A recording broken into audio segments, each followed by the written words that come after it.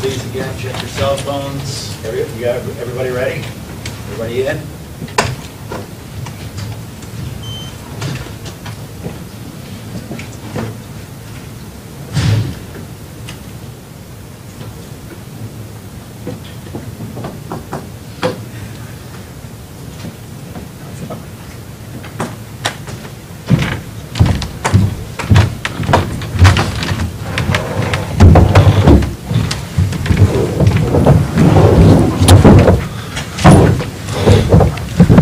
Well, good, is it afternoon? Good morning? Good afternoon.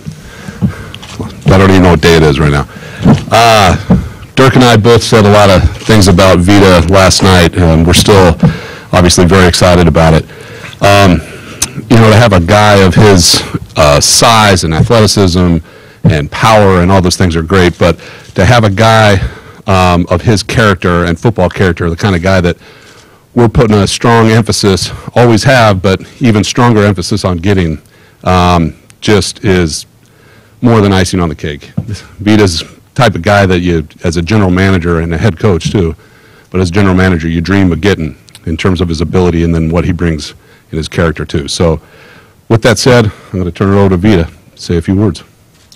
How you guys doing? I just want to start off by thanking the Glazer family and Mr. Light and, you know, the rest of the Buccaneers staff for blessing me with this opportunity, you know, to be here. You know, I'm really fortunate and, you know, I'm excited to be here and excited to get things rolling. And, you know, it's a lifelong dream that came true last night. And, yeah, go Bucks. Kind of this team, it's got an established star in Gerald McCoy. What's it going to be like to play alongside him, to learn from him, and have someone like that to help you grow as a rookie into a full-fledged NFL player? I think it's amazing. You know, you get Pro Bowlers like that, and to be able to, you know, be in the same locker room with them, and, you know, being able to pick their brain from, you know, their knowledge that they gained over the years that they played, and I think that's going to be really cool for me because, you know, the past 2 years at Washington, I've been that guy to, you know, help out the younger kids. So, you know, to come up in the next level, you know, take a step back and, you know, get to experience that and you know, kind of just be like a little kid with these guys and you know, learning. Coach Pete always said, come in with that eighth grader mentality, and you know, always wanting to learn and stuff like that. So, yeah, definitely really excited. Can you tell us about your folks? And they're both hardworking people. Your mom's always helped people. Your dad now is an Uber driver. He's had a bunch of jobs. What did you learn from each of them growing up? You know, I learned a lot, and I feel like the biggest thing that I learned from them was hard work. One thing I always saw was them working, and you know, nothing was ever, you know, given to them. You know, they worked for everything they had. You know, both my parents, they migrated here from the islands of Tonga. Didn't have family out here or anything, so they had to, you know, work from the get-go and, you know, work their way up with all that. And you know, it didn't matter to them if they had to work multiple jobs, go out there and do something new that they've never done. And, yeah, that's what I learned from them, and just picking it up over the years, just seeing how hard they worked. And, you know, it just, you know, carried over to me. And not even them working at their jobs, you know, they work at their jobs and come back and, you know, have to deal with us kids and take care of us. And, you know, we were all, especially me, you know, I ate all the food in the house. You're the youngest of three, right? Yeah. So it was definitely, you know, hard for her, you know, trying to keep up my appetite. My brother, he smaller than me, but he, you know, he could eat a lot as well. So it was definitely hard, you know, trying to cook for us and, you know, make food for us throughout the day. At one time when you guys lost your home, were living in a hotel, there was a buffet nearby, you took advantage of that? Yeah, that's when we were younger. Me and my brother, we would just eat anything. We'd go to the dessert aisle, just stuff like 10 cookies in our pockets. We'd, in the middle of the night, wake up and eat them. But yeah, those are good times. You know, it was rough times for us, but you know, I look back upon it, and, you know, it was actually, you know, it was actually a good time for us, and you know, it builds character, and you know, definitely learned a lot from there, and I feel like that's what brought our family together and made us stronger. What about now? Are you a Golden Corral guy? I mean, how much can you pack down now? Man, I feel kind of high maintenance right now because, you know, I took a bunch of visits and, you know, ate a lot of great steaks, but Steak you've eaten. Apparently you were the biggest guy at the combine this year. Was I? No, the other guy. The department's looking into it still. Was it Orlando? Orlando Brown. Orlando Brown. I think he beat me. So. What's the biggest steak though you think you've eaten? You know.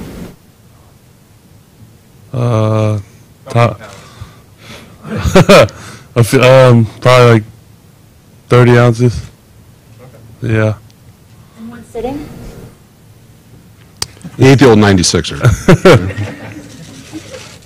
In terms of your game versatility, watching you guys play the 3-4 and a 4-3 front, played the 3, the nose, the 5, and all of that.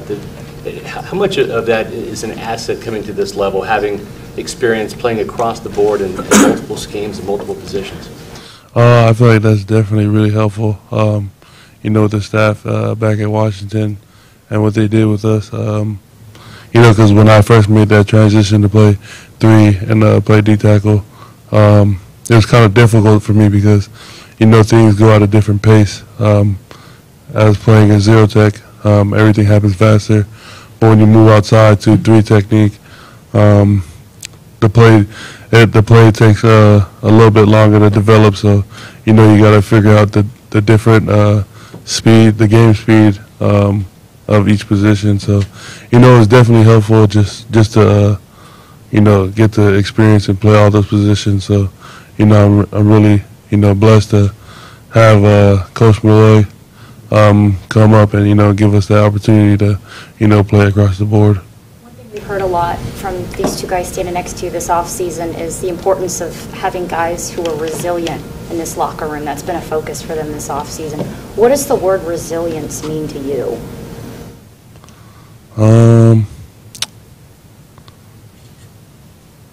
I'd say for me, I feel like it's, you know, someone who can deal with who can just persevere through adversity.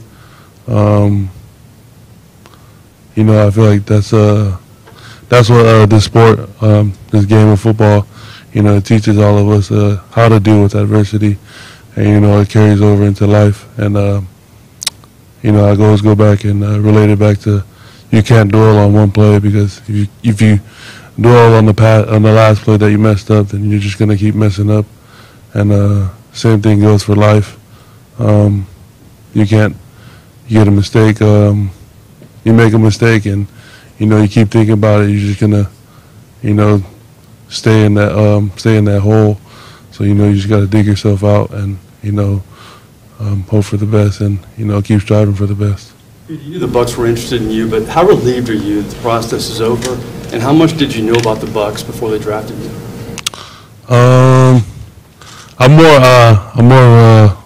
gonna be honest, I was more like the West Coast guy, because, you know, I grew up on the West Coast, so I didn't know too much about the South and the East Coast. But you know, I knew a little bit, being that Austin Severus-Jenkins and Daniel Tail played here in the past, so, you know, I knew of them when they played here. And obviously Warren Sapp, you know, one of the greatest defensive tackles to, you know, ever play the sport. And you know, I knew a lot of him, and you know, some people say he's a GOAT. In my opinion, I think he is as well. So definitely know that the Bucs, you know, they carry a great tradition of having great D linemen. You know, and I feel just honored to, you know, be in that same spotlight and be looked upon as one of those guys to continue the legacy. What do you know about Florida humidity? I knew it, or I figured out right when I stepped off the plane. They did a good job of bringing in some veteran talent along the defensive line here in the offseason, and guys that are going to get a lot of opportunities alongside yourself. How important is kind of the chemistry and the vibe within a defensive line group? I think it's really important. Back in Washington, I felt like we were really successful because we were all close, and we didn't only hang out with each other in the locker room, but off the field. And I feel like the D-line group is the funniest guys on the team. You go back to Washington and you ask about who's the jokesters, and they'll say the D-line group was. But I feel like that goes to it all connects together with everything. You get a D-line group like that that has a good time together. Jokes around and understands everyone's humor. That it carries on to the football field because it starts to build like chemistry and stuff like that. Did I see in high school you played a little quarterback? I tried to play quarterback. Didn't work out.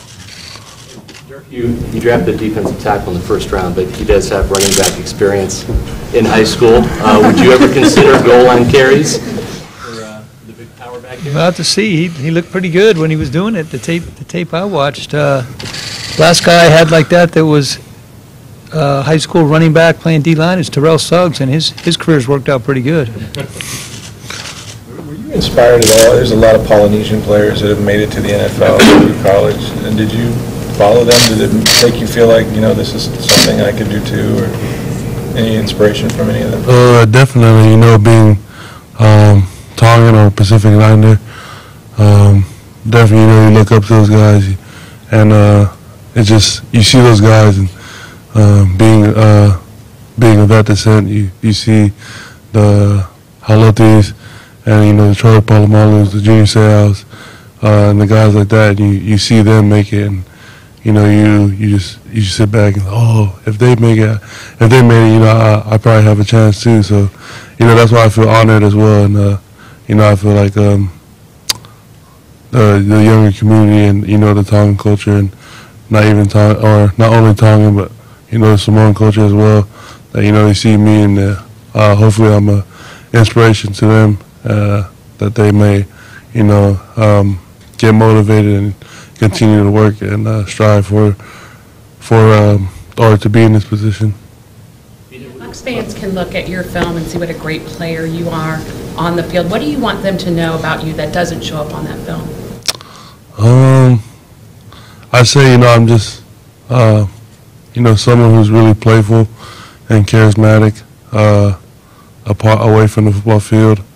I love to have fun and, joke around, have a good time, and, also really caring, loving on, the people who care about me and, the people I care about as well. What was that conversation like with your parents? I know you talked about them earlier, and I know they've sacrificed so much for you, but what was that conversation like, after you got the phone call that you were drafted by the Bucs? It was still kind of, surreal, for all of us. It was like, I felt like we were all still in disbelief. Even once I saw my phone ring and the caller ID said Tampa Bay, and then I felt like everything froze in the room for like an hour. But everyone said I picked up the phone really fast and grabbed it. But to me, everything happened like so slow, and I felt like I was just staring at the phone forever. And then, but yeah, it was just, a really exciting moment for me and my parents and my family as well. So. Your dream has been to buy them a house? Yeah, it's just to make sure they're comfortable and they're taken care of. I feel like I owe it to them, especially for all the work they put in for me, and all the money they spent on food for me. Your bills must have been really high. Vita, in terms of like the on-field technical side of your game, where do you think, or what might be some of the bigger challenges you're going to face during your rookie season on the field? Where do you think you had the most room to grow in terms of your ability? I think I have a lot more room to grow on with my pass rush skills. I feel like this past year I haven't really had too much. I haven't really had opportunities to, really work on and showcase my pass rush skills. But I know it's there, and I know that that part of my game is what I need to work on the most. There's a story of you lifting a stone or a rock in Tahiti with a group of friends. Tell us a little bit about how that story even came about. What made you want to even lift this rock that even inspired Jason Light? So in Tahiti, their strongman competition is to lift these heavy boulders and these heavy rocks that are shaped. They're shaped differently than the normal the normal circle blocks that bodybuilders lift, and it's in an awkward position to lift. So it's mainly all about technique and how you lift it. But in Tahiti, I have to explain it because this is what they believe over there in Tahiti. They believe that the rock carries a spirit with it, and that the spirit only allows you to carry it if you're calm, and it chooses the person to let carry it. And they said there's only been one person in the whole island to ever lift that rock. And then take that strength, combine that with a defensive line that you're going to be paired with Gerald McCoy, Jason Pierre-Paul, Vinnie Curry, Bo Allen. What is a message that you want to let fans know out there? What are you guys going to be able to do to offensive linemen that you're going to be facing? That's it's a big question for me. I'm just trying to take it all in. I just got here. Hopefully we're able to do great and be able to really compete out there in the field. A couple more questions. You mentioned that you said during the pre-draft that he asked you, what is a defensive lineman's job to do, and you told him to beat the crap out of the guy in front of you. Is that the mentality that you want to come in here with and Bucs fans will see? Most definitely. Being a defensive lineman, you really gotta love playing defensive line, because nobody else wants to go out there and bang their head every single play. But I don't look at it that way, but that's what I was always coached upon in my upcoming. But yeah, just I don't want to make any predictions, but yeah, try to live up to that hype. Do you have any concerns with a 347-pound guy with 1 o'clock games in this heat in Tampa? No, he's going to be fine. He's, you got to get used to it like anything else, and he's going to have plenty of time starting here in about 2 weeks at rookie minicamp. He's going to get out there, and he might weigh 347 pounds or whatever it is, but all you got to do is turn that tape on, and this guy plays like a 310-pound player.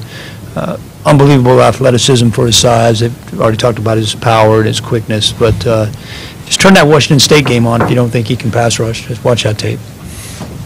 Okay, thank you. Do some photos up here.